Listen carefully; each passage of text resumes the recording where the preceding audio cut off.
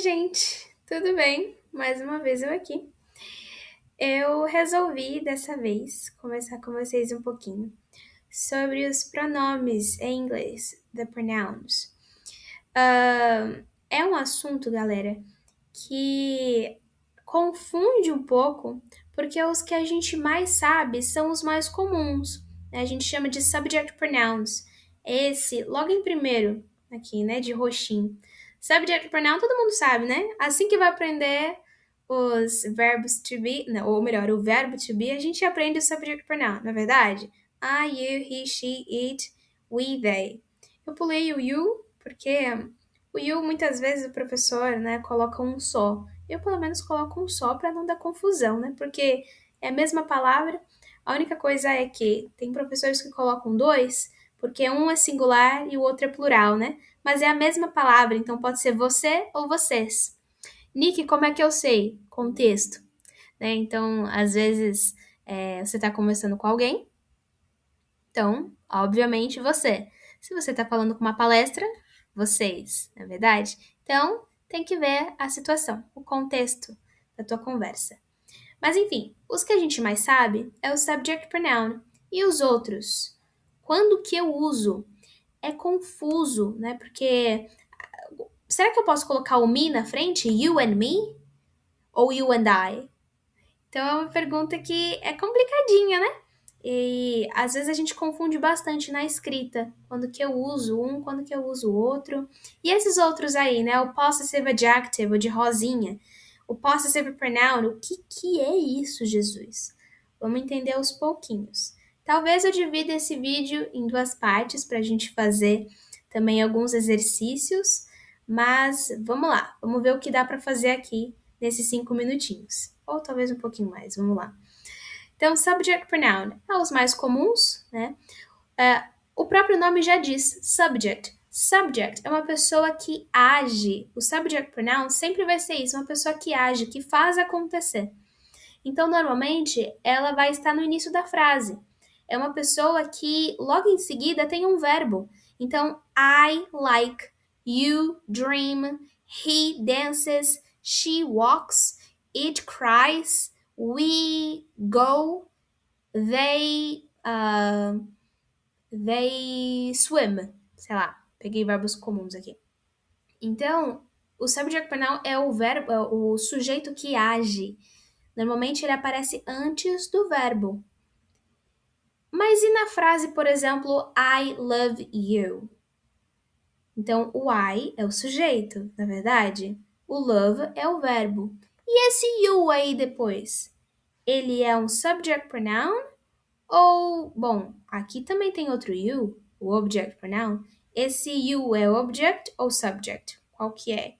Nesse caso seria o object. Por quê? Qual que é a diferença entre subject e object pronoun? O object pronoun é aquele que recebe a ação. Então, quando a gente fala I love you, o you não é de subject pronoun. O you é de object pronoun. É aquele que recebe a ação. Então, essas palavrinhas aqui do object pronoun são aqueles que recebem a ação de alguma forma.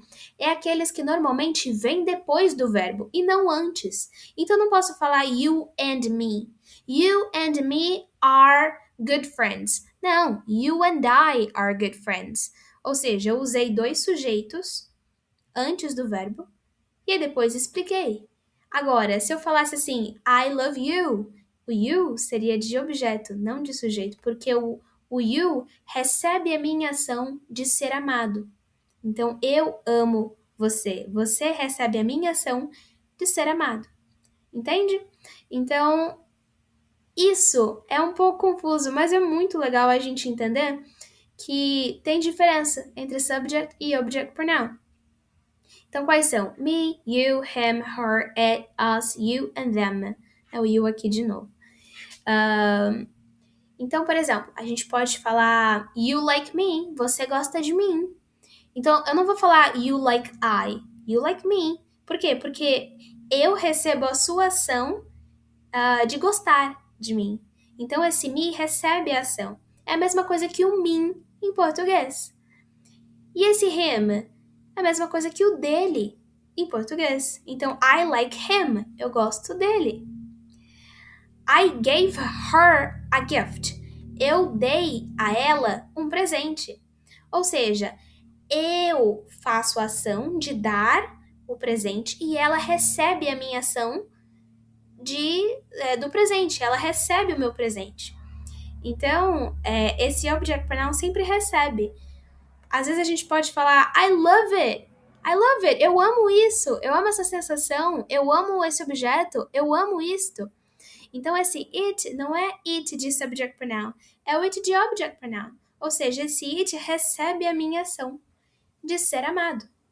Ou de gostar. De eu gostar dele. De eu amar ele, né? Lembrando que o it, ele é sempre usado para coisas, objetos ou animais, tá bem? E aí é só lembrar do it a coisa, tá bom? Então, it para coisas, objetos, animais. Mas, o Nick, e se for para um cachorro, por exemplo? E esse cachorro, eu não sei se ele é macho ou fêmea. Eu vou usar o it. Né? Se você encontrar um vira-lata na rua, vai ser it. Agora, se, por exemplo, o seu cachorrinho... você tem um cachorrinho em casa, você sabe que ele é um machinho, que ele é um menininho. Você sabe que ele é um menininho. Então, você vai chamar ele de he, porque você sabe. Ele é quase da família ali. Então, você pode chamar ele de he. Mesma coisa se for uma menininha, se for uma fêmea, né? Você vai chamar ela de she, tá bom? Agora, se você não sabe, se é um animal, por exemplo, no zoológico, chama de it. It é coisa para monstros, para seres sobrenaturais, a gente pode chamar it, ok? E o us? O us é a pessoa que recebe. Nós que recebemos. Então, they like us, eles gostam da gente. Então, a gente recebe a ação de ser gostado por eles.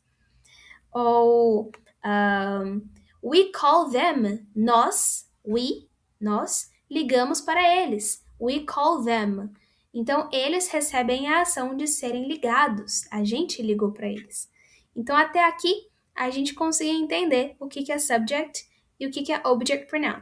Aí, na próxima aula, a gente vê o possessive, o adjective e logo em seguida também a gente vê também alguns exercícios para pegar bem a ideia.